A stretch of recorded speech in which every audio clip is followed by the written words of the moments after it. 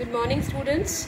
I hope you all are fine, and after the summer break we are again together back to work, and we will start our chapter number 5 in science, that is acid, bases and salts.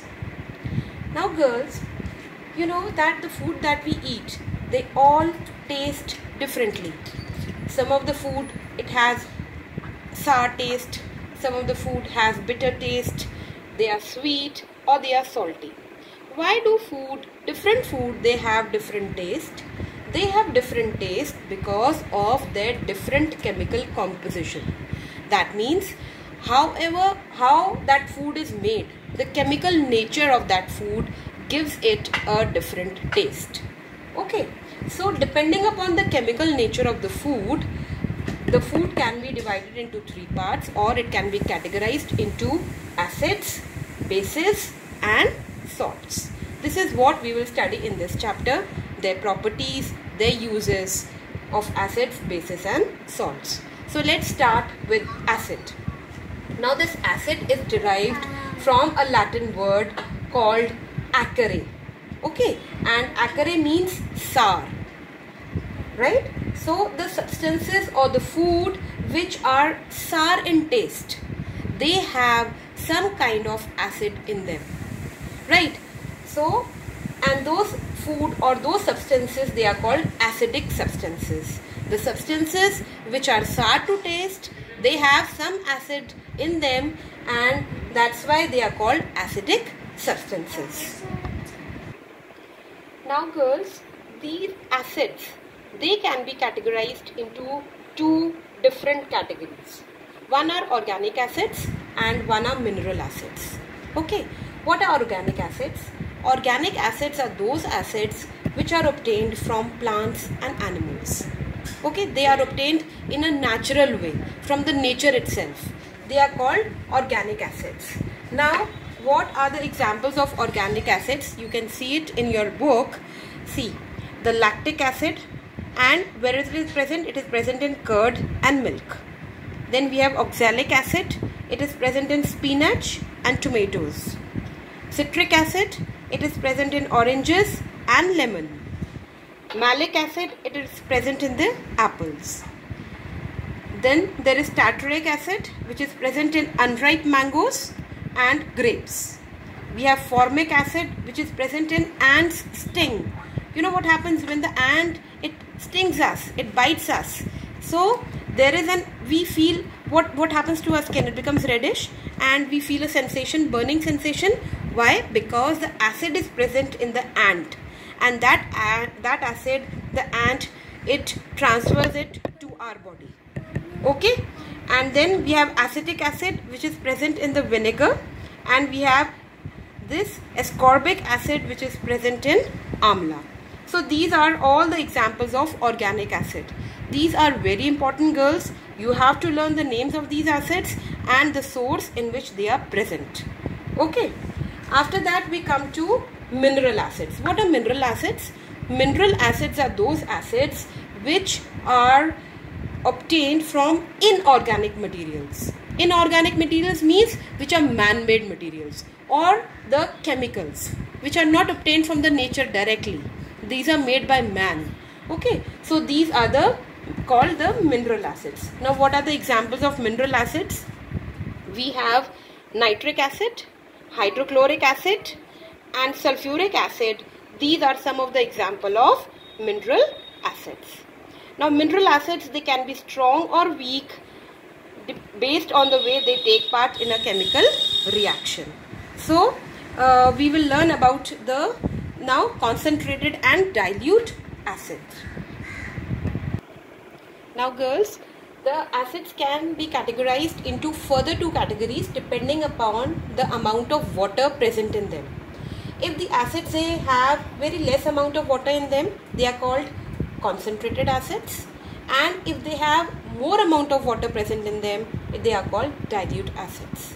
Okay, so acids can be categorized based on their origin. If they are obtained from plants and animals or directly from nature, they are called organic acids, and if they are obtained from the chemicals or man-made or inorganic matter, they are called they are called mineral acids, and they can also be categorized depending upon the amount of water in them, concentrated and dilute.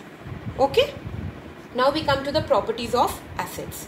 What are the properties of acids? First of all, first property that they are very sour to taste. Okay. Then second property is they turn the blue litmus to red. Now what is a litmus? Litmus is a paper. Litmus paper is an indicator to see whether the given, suppose you have any acid in the container. We do not know whether it is an acid or whether it is a base, or we do not know anything about it.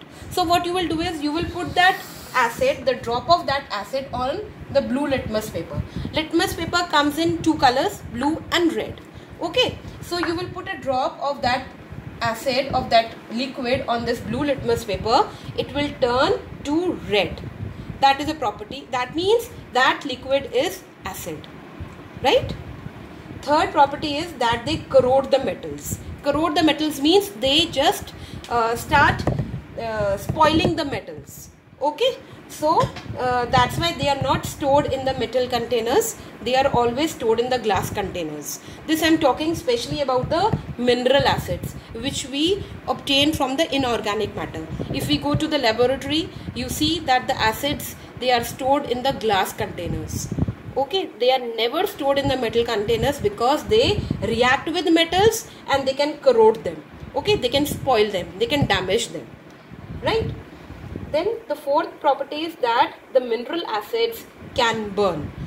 The mineral acids I am talking about. Why? Because the organic acids which are present in food, which are present in apple, which is present in curd, milk, etc., they do not burn us, right? Sometimes yes, they cause an acidity.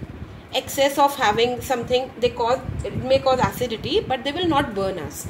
But the mineral acids which are inorganic, which are made by chemicals, they can burn us. So we have to be very careful while handling the acids.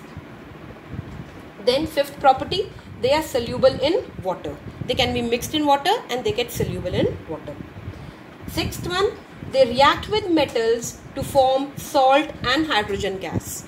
When they react with the metals, then they form a salt, okay, and they form a hydrogen gas.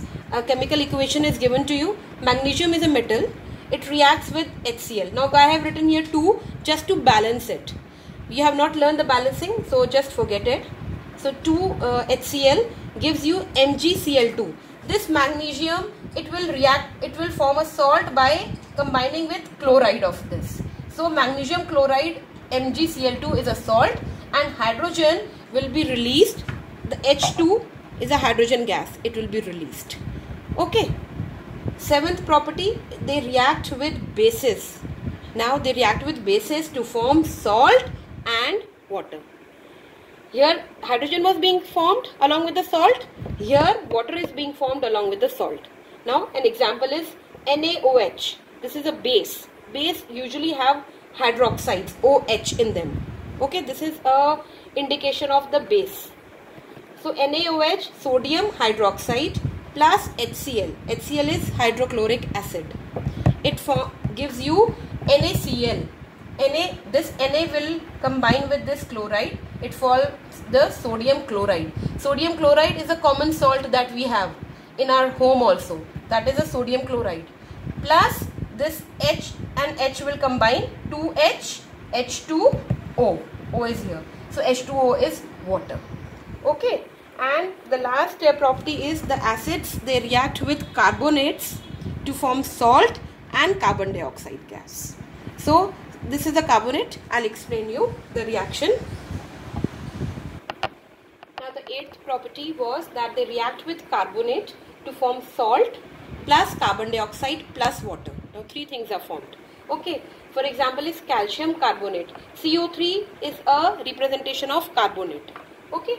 So calcium carbonate plus HCl, 2 HCl, we have just added 2 here to balance it. Balancing we have not done, so just forget it. So learn this. Gives you CaCl. This is calcium chloride plus H2O, that is water, plus carbon dioxide. Okay. Now what are the uses of acids? Now that we will do it from the book. See, you open the book and you read it. So the hydrochloric acid, the first is the hydrochloric acid. It is used in steel industries to remove rust from iron.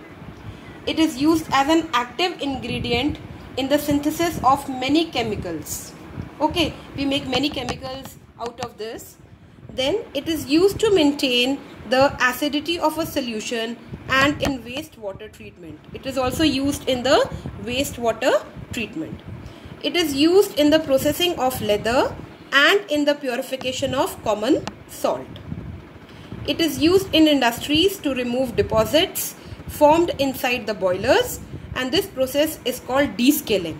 What is descaling? What happens in the boilers, after boiling a lot of things, there the salt gets deposited right inside the boilers, and this hydrochloric acid is then used to clean the boilers to remove the salt or the other things which get deposited inside the boilers, and this process is called descaling. It is used during the manufacture of food additives. Okay, food additives are also made using the hydrochloric acid. Now the next is the sulfuric acid. Here it is used in the manufacture of fertilizers, for example ammonia sulfate. It is used in the production of nylon. Nylon is a cloth and it is used in the production of nylon. It is used as an industrial cleaning agent to remove rust from automobiles. What happens in automobiles? Some rust gets deposited on the engine, and so this sulfuric acid is used to remove that rust. It is used as an electrolyte in the car batteries. In the car batteries also it is used. Okay. Then it is used as an ingredient in the manufacture of drugs related to mouth ulcers. What happens sometimes in a mouth, some ulcers they get erupted. So in the curing of those ulcers also, this sulfuric acid is used in the medicines. It is used as a major ingredient in the acidic dry cleaners to remove the grease. It is used in the refining of oil and the processing of waste water. Okay, so there is a question at the back, what are the uses of the acids? So I have tick marked them, which uses you will write in the copies. I will give you the whole detail of that. The nitric acid now.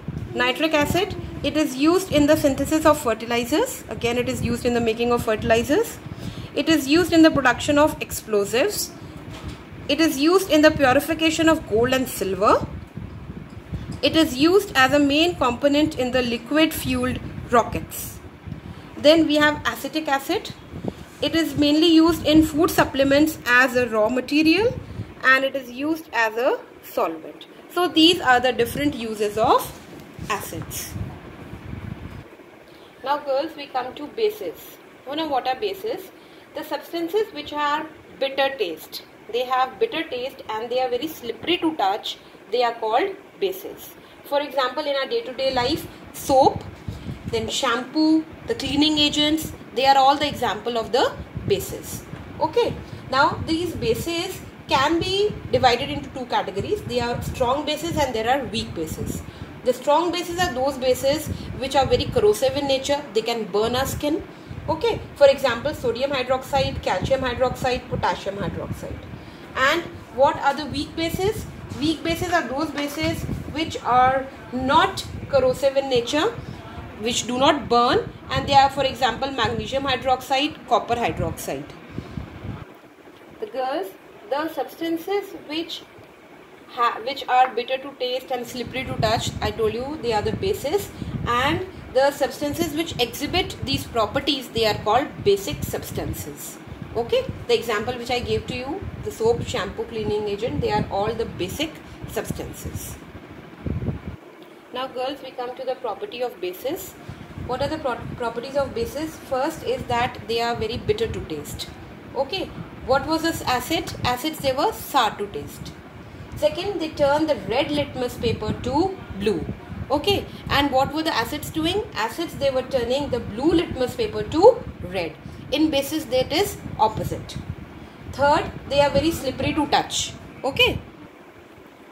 Then fourth is, some of them they are soluble in water and they are called alkalis. Please remember this word, this term is very important. The bases which are soluble in water, they are called alkalis. For example, potassium hydroxide and sodium hydroxide. You have to remember the examples also, and you have to remember this term also, alkalis. So some of the bases, they are very corrosive in nature, the strong bases, so we should not touch them with our bare hands. Sixth property, they react with acids to form salt and water. Acids were also reacting with bases to form salt and water. Okay, they are reacting with each other to form salt and water. For example, this is ammonium hydroxide. See girls, wherever there is hydroxide, OH, potassium hydroxide, sodium hydroxide. Hydroxide is an indication that it is a base. Got it? So this is ammonium hydroxide plus HCl. This is hydrochloric acid. It gives, what is this? Ammonium chloride and water. Water is liberated. Okay. The seventh property, they react with metals to form salt and hydrogen. Right. So this is this is a sodium hydroxide, again a base. It reacts with metal zinc to form, what is this? This is sodium zincate.